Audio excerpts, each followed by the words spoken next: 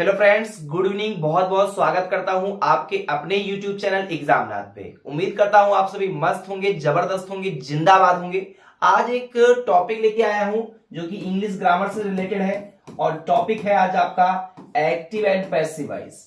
तो active and passive voice को एक कैसे हम चेंज करते हैं एक्टिव से पैसिव वॉइस में, एक्टिव वॉइस क्या होता है, किस प्रकार से हम ट्रिक के माध्यम से एक्टिव को पैसिव में बदल सकते हैं, इन सभी चीजों पर दोस्तों विस्तृत चर्चा करने वाला हूं। तो वीडियो को बिल्कुल भी स्किप मत कीजिएगा अगर आप चाहते हैं कि आज एक्टिव एंड पैसिव वॉइस जितना भी कठिन सेंटेंस होगा आज आपके लिए कोई दिक्कत नहीं होने वाली है। तो आज एक्टिव पैसिव में जो मैं बात करने वाला हूं वो मैं बात करूंगा प्रेजेंट इंडेफिनिट टेंस पे। किस पे? प्रेजेंट इंडेफिनिट टेंस पे आज मैं बात करने वाला हूं कि प्रेजेंट इंडेफिनिट टेंस के एक्टिव वॉइस को पैसिव वॉइस में कैसे कन्वर्ट करते हैं। तो सबसे पहले दोस्तों जान लेते हैं एक्टिव वॉइस आखिर क्या होता है। एक्टिव वॉइस का मतलब होता है जिसमें सब्जेक्ट की प्रधानता हो, मतलब इसमें सब्जेक्ट जो होता है वो कार्य को करता है। सब्जेक्ट क्या करेगा? वो हमारा जो है कार्य को करने वाला होता है। लेकिन पैसिव वॉइस जैसे ही होता है तो उसमें ऑब्जेक्ट की प्रधानता होती है, ऑब्जेक्ट प्रधान होता है। प्रधान से तात्पर्य हमें दोस्तों बिल्कुल वो नहीं है जो गांव में प्रधान होते हैं, प्रधान से मतलब है मुख्य होता है। तो जब एक्टिव वॉइस होगा उसमें सब्जेक्ट को सबसे पहले लिखा जाता है, लेकिन जब आपका सेंटेंस पैसिव वॉइस होता है तो आप सर्वप्रथम क्या करते हो? आपको सबसे पहले लिखना पड़ता है ऑब्जेक्ट। इसका मतलब इसमें क्या हो गया? ऑब्जेक्ट की प्रधानता होती है। तो पैसिव वॉइस में ऑब्जेक्ट की प्रधानता होती है और एक्टिव वॉइस में किसकी प्रधानता होती है? एक्टिव वॉइस में आपका जो है सब्जेक्ट की प्रधानता होती है। इतनी बात समझ में आई? चलिए तो कुछ एग्जांपल्स लेकर के और उसको हम बताते हैं कि कैसे इसको हम बना सकते हैं। एक एग्जांपल हमने ले लिया कि she sings a song, she sings a song. अब यहां पे देखिए सबसे पहले क्या देखते हैं? सब्जेक्ट कहां है, वर्ब कहां है और ऑब्जेक्ट कहां है।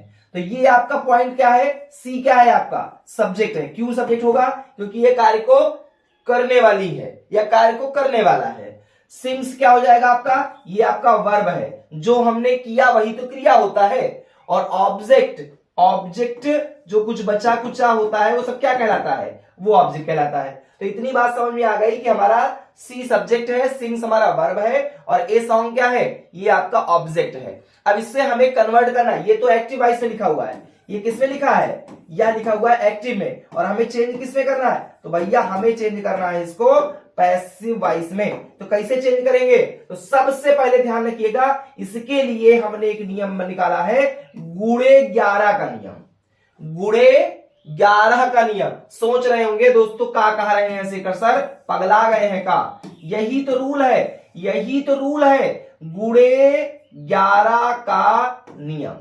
तो गुणे 11 का नियम कैसे लागू होगा? पूरा एक्टिव पैसिव वॉइस, ये नहीं कि प्रेजेंट इंडेफिनिट ही, आपको शुरू से आखिर तक जो भी आप एक्टिव से पैसिव वॉइस बनाना सीखेंगे गुणे 11 के नियम से मैं आप लोगों को दोस्तों क्लियर करवाने वाला हूं। तो अगर ये चाहते हैं कि आज एक्टिव पैसिव वॉइस क्लियर हो जाए, मत करिए स्किप। फिर कह रहा हूं, जो स्किप कर करके सोच रहे हैं कि मैं बढ़ा बढ़ा के देख लूं, कोई गाना बजाना नहीं हो रहा है। बहुत ध्यान से देखिएगा, अच्छे से देख लीजिए, बाद में मतलब पछताएंगे। फिर कह रहा हूं पछताएंगे। ऐसी मस्त ट्रिक बताने वाला हूं कि आज क्या होगा, एकदम आपको ये कॉन्सेप्ट क्लियर होने वाला है। तो गुणे 11 का नियम कैसे होगा भैया? तो सबसे पहले ये जान लो, गुणे 11 का नियम, ये देखिए इधर चला जाएगा, यह इधर चला आएगा और वर्ब के नीचे वर्ब, और इसमें एक चीज और करेंगे और उसका नाम होगा हेल्पिंग वर्ब। क्या जोड़ देंगे? हेल्पिंग वर्ब भैया जोड़ दिया करेंगे। इतनी बात समझ में आई कि नहीं समझ में आई? किसी के समझ में ना आया हो तो पूछ सकता है, वो कमेंट बॉक्स में कमेंट जरूर करे। तो यहां पे मैंने कहा गुणे 11 का नियम, समझ में आ रहा है? बहुत फनी ट्रिक है, बहुत फनी ट्रिक है, ठीक है। इसमें देखो कहा दूल्हा कौन है, इसमें दूल्हा कौन है? सी है। सोच रहे होगे सी तो दुल्हन होती है, अरे यार सब्जेक्ट है, उसको हम दूल्हे नाम देंगे, हम काहे दुल्हन कहें? तो देखो ई है सब्जेक्ट और ई है ऑब्जेक्ट। अभी ई दूल्हा था लेकिन आज इसका दिन बहुरा है, पैसिव में ऑब्जेक्ट का दिन बहुरता है। अरे घूरों के दिन आते हैं यार, आज ऑब्जेक्ट के दिन आए, वो सबसे पहले बैठेगा। तो सबसे पहले क्या लिखा जाए? ये हमारा कहां चला आया करेगा? ये चला आएगा ए सॉन्ग के पास। इतनी बात समझ पे आई? ये ऑब्जेक्ट कहां आ गया? सबसे पहले, क्योंकि इसी को हम सब्जेक्ट बना देंगे। अब यही दूल्हा है, अब ये दूल्हा नहीं रह गया। हाँ एक समय था कि जब ये था, अब कौन है? अब ये है भाई, एक समय था डॉक्टर मनमोहन सिंह प्रधानमंत्री थे तो उनके अकॉर्डिंग देश चलता था, आज दूसरे प्रधानमंत्री हैं, नरेंद्र मोदी हैं, तो इनके अकॉर्डिंग चल रहा है, कल के दिन में कोई और होगा भविष्य में तो उसके अकॉर्डिंग चलेगा, तो वो तो चेंजेबल चीजें हैं। तो सी सिंह से सॉन्ग में सबसे पहले क्या किए, ऑब्जेक्ट को उठा के यहां कर दिए और ये सी इधर आएगा, तो इतना ध्यान रखना कि अगर ही आएगा तो उसका ऑब्जेक्टिव केस क्या होता है भैया, हिम होता है तो हिम यूज कर दोगे, ऐसे सी आएगा तो हर यूज कर दिया करना, इट होगा तो क्या कर दिया करना, इट कर दिया करना। लेकिन इन सबसे पहले आपको एक शब्द जोड़ना पड़ेगा जिसका नाम है बाई, तो जब ये उधर जाए तो क्या करना, इसको कर देना बाई हर, क्या कर देंगे, बाई हर कर देंगे। ध्यान रखना, he by him, she by her, it by it, I by me, ठीक है, समझ में आ रहा है, they by they, by them, तो ये ध्यान रखना। तो ए सॉन्ग और लास्ट में बाई हर हो चुका है। अब बच्चा क्या, देखिए गुड़े का काम खत्म, ये वाला यहां पहुंच गया और ये वाला यहां पहुंच चुका है, ये वाला यहां पहुंच गया और ये वाला यहां पहुंच चुका है। अब बच्चा क्या, तो आपका अब बच्चा जो है क्या बचा हुआ है, अब आपका बचा हुआ है यहाँ पे हेल्पिंग वर्ब और मेन वर्ब, हेल्पिंग वर्ब और मेन वर्ब। तो भैया इतना ध्यान रखना कि जब एडजेक्टिव से पैसिव बनेगा तो हमेशा वर्ब का कौन सा फॉर्म यूज होगा, तो वर्ब का थर्ड फॉर्म यूज होगा, मतलब पास्ट पार्टिसिपल फॉर्म यूज होता है पैसिव वॉइस में। कोई भी टेंस हो, बिल्कुल बिल्कुल सही सुनना है आप, कोई भी टेंस, प्रेजेंट इंडेफिनिट की बात नहीं कर रहा हूं, चाहे प्रेजेंट इंडेफिनिट हो, प्रेजेंट कंटीन्यूअस हो, प्रेजेंट परफेक्ट हो, पास्ट इंडेफिनिट हो, पास्ट परफेक्ट हो, फ्यूचर इंडेफिनिट हो, फ्यूचर परफेक्ट हो, कोई भी टेंस होगा, आपकी मॉडल एक्सरसाइज के अगर सेंटेंसेस हो तब भी आपका हमेशा क्या लगेगा, वर्ब का थर्ड फॉर्म दोस्तों लगता है।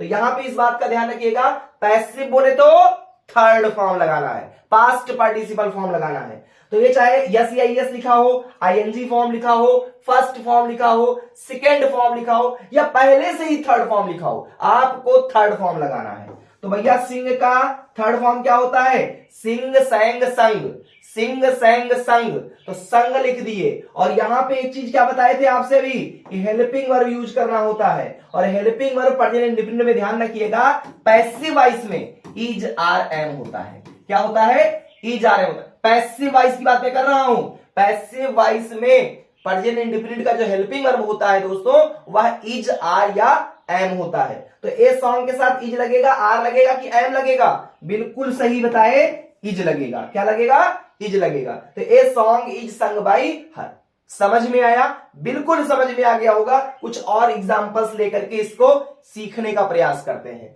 जैसे कह दिया जाए we play cricket, we play cricket, अब इसको कैसे बनाएंगे भैया, वी प्ले क्रिकेट को, तो देखिए वी प्ले क्रिकेट बहुत आसान है, ये इधर आएगा, ये इधर जाएगा, ये इधर आएगा, ये इधर जाएगा, और फिर 11, मतलब गुड़े 11 का नियम, गुड़ा वाला काम करेंगे और फिर 11, 1 और 1 11 होता है। तो सबसे पहले ये इधर आएगा, क्या हो जाएगा आपका, ये क्रिकेट हो गया। अब आप देखते हैं वी है, वी उधर जाएगा, क्या हो जाएगा आपका, तो ये आपका हो जाएगा बाई अस, तो क्रिकेट हो गया और उधर हमारा हो गया बाई अस। अब इसके नीचे इसको रखना है, लेकिन किस फॉर्म में रखना होगा, तो ध्यान रखिएगा इसको वर्ब के थर्ड फॉर्म के रूप में यूज करते हैं, वर्ब के थर्ड फॉर्म के रूप में यूज करते हैं। कोई भी सेंटेंस हो, किसी भी टेंस का हो, आपको हमेशा वर्ब का थर्ड फॉर्म ही लगाना है। कौन सा लगाना है, वर्ब का थर्ड फॉर्म लगाना है। और इसके बाद यहां पे हेल्पिंग वर्ब लगाना है, तो किसके अकॉर्डिंग लगेगा, इज के, जो इज लगेगा, क्यों लगेगा, क्योंकि सब्जेक्ट क्या आया है, क्रिकेट आया है, और क्रिकेट एक वचन है कि बहुवचन है, तो क्रिकेट आपका एक वचन का शब्द है, समझ में आ गया। तो एक वचन है तो एक वचन वाला हेल्पिंग वर्ब भी लगेगा। क्लियर हुआ कॉन्सेप्ट। कुछ और सेंटेंसेस मैं ले लेता हूं, जैसे यहां पे सेंटेंस है सीता कुक्स फूड, सीता कुक्स फूड। अब देखिए सेंटेंस लिखा हुआ है सीता कुक्स फूड, अब इसको कैसे पैसिव में बदलेंगे, सबसे पहले गुड़ा, तो गुड़ा कैसे करते हैं, ऐसे तो करते हैं, लिख लिया हमने, फिर क्या करते हैं 11 का नियम लगेगा, तो गुड़े 11 का नियम कैसे हो जाएगा भैया, इसके नीचे वर्ब का थर्ड फॉर्म हो जाएगा, यहां पे आपको हेल्पिंग वर्ब जोड़ना पड़ेगा, तो ये क्या हो जाएगा आपका, ये हो गया आपका फूड, और ये जब उधर जाएगा तो क्या हो जाएगा, ये हो जाएगा बाई सीता। तो देख सकते हैं यहाँ पे फूड और बाई सीता, इतना का काम हो गया खत्म। अब 11 वाला काम बचा, वर्ब का कौन सा फॉर्म लगेगा, तो वर्ब का लगेगा हमेशा थर्ड फॉर्म, थर्ड फॉर्म मतलब पास्ट पार्टिसिपल फॉर्म, वो मैंने लगा दिया। और यहाँ पे हेल्पिंग वर्ब लगाना है, तो हेल्पिंग वर्ब किसके अकॉर्डिंग लगेगा, फूड के अकॉर्डिंग, तो फूड के अकॉर्डिंग क्या लगेगा, इज की आर की एम तो आपका इज लगेगा। क्लियर हुआ? चलिए एक और सेंटेंसेस में यहां पे एक सेंटेंस और ले लेता हूं। जैसे सेंटेंस लिखा हुआ है they cut the tree, they cut the tree. अब देखिए यहां पे they cut the trees, they cut the trees. अब इसको हमें क्या करना है, कन्वर्ट करना है पैसिव में। सबसे पहले क्या करेंगे, हम इसको करेंगे सब्जेक्ट को लास्ट में और ऑब्जेक्ट को शुरुआत में, मतलब गुणा वाला एक नियम लगा देंगे। और फिर 11 का नियम लगेगा। तो 11 में क्या होगा भैया, मेन वर्ब का जो फॉर्म होगा वो हमेशा थर्ड फॉर्म होगा और हेल्पिंग वर्ब की जगह पे इज या आर या एम में से किसी एक का प्रयोग करेंगे। तो सबसे पहले ये क्या हो जाएगा, ये हो जाएगा आपका द ट्रीज। क्या हो जाएगा, द ट्रीज हो गया। अब ये उधर जाएगा तो क्या हो जाएगा भैया, दे का जो ऑब्जेक्टिव केस होता है वह होता है देम, लेकिन इससे पहले क्या लग जाता है भाई, मैंने पहले ही बताया आपको। तो ये द ट्रीज हो गया और ये जब उधर जाएगा तो हो जाएगा आपका बाई देम। ध्यान रखिएगा, ही का बाई हिम, सी का बाई हर, इट का बाई इट, और आपका जो है आई का बाई मी, और वी का बाई अस, दे का बाई देम। तो ये ध्यान रखिएगा, ये बाई देम हो गया आपका। अब क्या लिखना है भैया, मेन वर्ब का थर्ड फॉर्म लिखना है। मेन वर्ब का थर्ड फॉर्म क्या होगा, कट, कट और कट, मतलब फर्स्ट फॉर्म, सेकंड फॉर्म और थर्ड फॉर्म क्या होता है, सेम होता है। इसलिए यहां पर भी कट फर्स्ट फॉर्म भी है और कट ही आपका थर्ड फॉर्म है। तो ध्यान रखिएगा, कुछ ऐसे हमारे इंग्लिश में वर्ब्स हैं जिनके फॉर्म्स जो होते हैं वो सेम होते हैं। जैसे आपका कट, कट, कट, ठीक है। तो यहाँ पे कट हो गया और यहाँ पे हेल्पिंग वर्ब लिखनी है। तो भैया हेल्पिंग वर्ब किसके अकॉर्डिंग लगती है, हेल्पिंग वर्ब नए वाले दूल्हे के अकॉर्डिंग लगाया जाए। नया दूल्हा कौन है, द ट्रीज है, ट्रीज है। तो एक पेड़ है कि कई है भैया, बहुत सारे पेड़ दिए गए हैं। तो बहुत सारे पेड़ है तो इज लगेगा, आर लगेगा, एम लगेगा, आर लगेगा। बिल्कुल सही आपने बताया, क्या लगेगा, आर लगेगा। तो इस तरीके से हमारा सेंटेंस बनके क्या तैयार हो गया, the trees are cut by them, मतलब पेड़ों को उनके द्वारा काटा जाता है। देखिए इसमें सब्जेक्ट की प्रधानता, इसमें देख खुद कर रहा है और इसमें पेड़ों को काटे जाने की बात हो रही है, बट ऑब्जेक्ट की प्रधानता है। यहां पे सबसे पहले ऑब्जेक्ट लिखा गया है। समझ में आया? चलिए कुछ और एग्जांपल्स लेंगे, बिल्कुल और कुछ एग्जांपल्स लेंगे जिससे ये बिल्कुल कॉन्सेप्ट, ये टॉपिक जो है आपको क्लियर हो जाने वाला है। तो एक और टॉपिक हमारा है, ये एक और सेंटेंस है, सॉरी। जैसे सेंटेंस मैंने ले लिया, she does her work, she does her work. अब इसको कैसे बनाएंगे, तो सबसे पहले सब्जेक्ट तलाश लें। इसको हमने तलाश लिया, क्या है ये, इसको हमने तलाश लिया कि ये हमारा क्या है, ये हमारा ऑब्जेक्ट है और ये हमारा क्या है, ये हमारा मेन वर्ब है। तो अब इधर क्या करेंगे, इसको इधर लाएंगे, ये सब्जेक्ट है और ये उधर चला जाएगा। गुणा वाला तो नियम यही हो जाएगा, मेन वर्ब के नीचे मेन वर्ब का थर्ड फॉर्म लगा देंगे और यहां पे हमको एक हेल्पिंग वर्ब जोड़ना होगा। तो सबसे पहले क्या लिखा जाए, हर वर्क इधर आ गया, हर वर्क। इतना बात समझ में आया? ये उधर जाएगा, क्या हो जाएगा, फटाफट आप लोग कमेंट बॉक्स में बताएं। वीडियो अच्छी लग रही हो लाइक करिए, चैनल पे नए हो तो सब्सक्राइब करके बेल आइकन की घंटी को जरूर दबा लीजिए, क्योंकि ऐसी महत्वपूर्ण वीडियोस आपको पर डे मिलती रहती हैं। तो प्रेस जरूर कर लीजिएगा और दोस्तों के साथ शेयर करिए ज्यादा से ज्यादा जो है। क्यों? क्योंकि ज्यादा स्वार्थी बनना अच्छा नहीं होता है दोस्तों। तो हर वर्क और इसके बाद सी उधर चला गया, बाई हर हो गया। अब डज के नीचे आएगा थर्ड फॉर्म, तो डू का, अभी देखिए डू में ईएस लगा था तो डू हमारा होता है फर्स्ट फॉर्म, इसका सेकंड फॉर्म होता है डिड और थर्ड फॉर्म क्या होता है, ये होता है आपका डन। तो यहां पे हमने वर्ब का थर्ड फॉर्म यूज कर दिया, डन। और अब ये बताओ यहां पे हेल्पिंग वर्ब यूज करना है इज आर एम में से, किसके अकॉर्डिंग होगा, ये जो हमारा नया वाला दूल्हा आया है इसी के। अरे यार ये बताओ, दूल्हे के अकॉर्डिंग तो सब कुछ शादी बारातों में होता है, तो हमारा नया दूल्हा क्या है, हर वर्ग है, इसी के अकॉर्डिंग सब कुछ आज फंक्शन होने वाला है। सब कुछ हेल्पिंग वर्ब यही इसके अकॉर्डिंग लगेगा। तो हर वर्ग के अकॉर्डिंग क्या लगना चाहिए, इज की आर की एम, इज लगना चाहिए। तो हर वर्ग इज डन बाई हर। बात समझ में आ गई? चलिए कुछ और एग्जांपल्स लेते हैं। बिल्कुल काफी सारे एग्जांपल्स जब आपके सामने होंगे तो आपको भी कोई समस्या नहीं कर जो है सामना नहीं करना पड़ेगा। एक और एग्जांपल है यहाँ पे,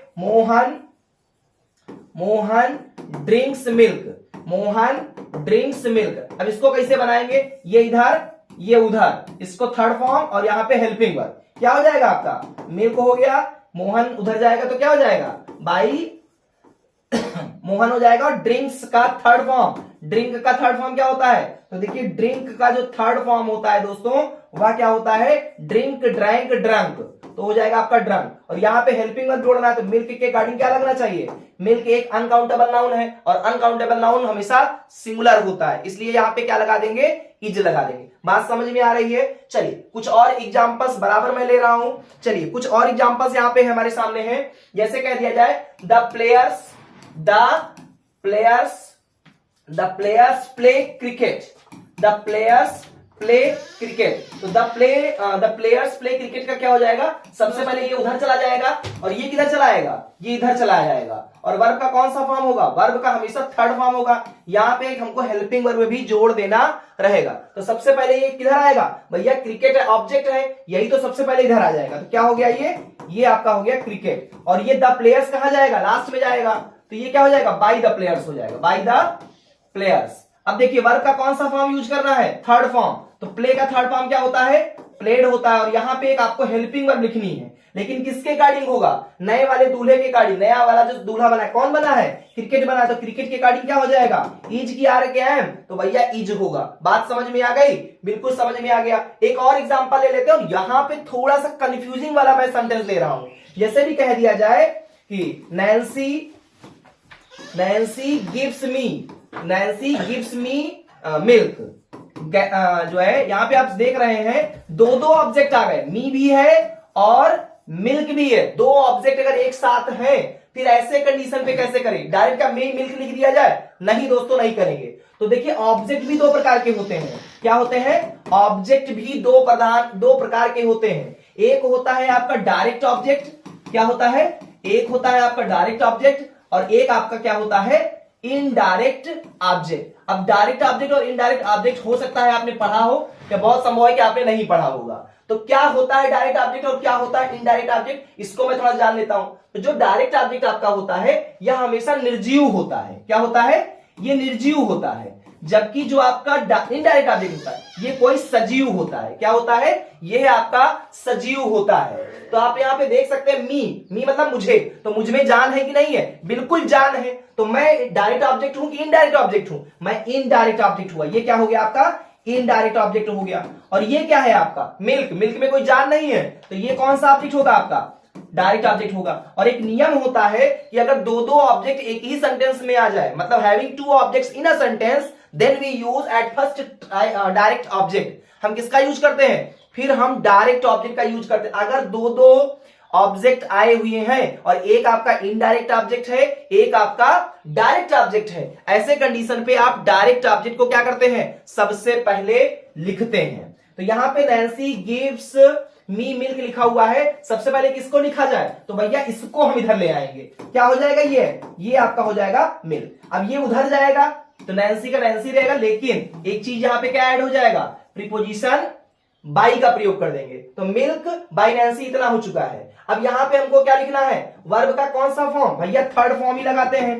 तो क्या हो जाएगा, नैन्सी गिवन हो गया। यहां पे हमको एक हेल्पिंग वर्ब जोड़ना है। हेल्पिंग वर्ब क्या जोड़ेंगे, तो मिल्क के गाड़ी क्या लगेगा, इज लगेगा। तो मिल्क इज गिवन। और ये ध्यान रखिएगा, ये जो हमारा इनडायरेक्ट है वो मेन वर्ब के जस्ट बाद यहां पे हम लिख दिया करेंगे। तो क्या हो जाएगा, milk is given me by Nancy, milk is given me by Nancy. तो अगर आपके सेंटेंस में दो ऑब्जेक्ट आ रहे हैं, एक ही सेंटेंस में दो ऑब्जेक्ट आ रहे हैं, ऐसे कंडीशन पे हम क्या करते हैं, ऐसे कंडीशन पे ध्यान रखिएगा कि हम पहले डायरेक्ट ऑब्जेक्ट को लिखते हैं, बाद में जो इनडायरेक्ट ऑब्जेक्ट होता है वो मेन वर्ब के जस्ट बाद जो है हम उसको लिख देते हैं। तो उम्मीद करता हूं कि दोस्तों ये वीडियो आपको अच्छी लगी होगी। वीडियो अच्छी लगी हो तो लाइक करिएगा, सब्सक्राइब करिएगा, और चैनल पे नए हो तो सब्सक्राइब करके बेल आइकन को प्रेस करना बिल्कुल ना भूलिएगा। थैंक्स फॉर वॉचिंग, बहुत बहुत धन्यवाद। जय हिंद दोस्तों।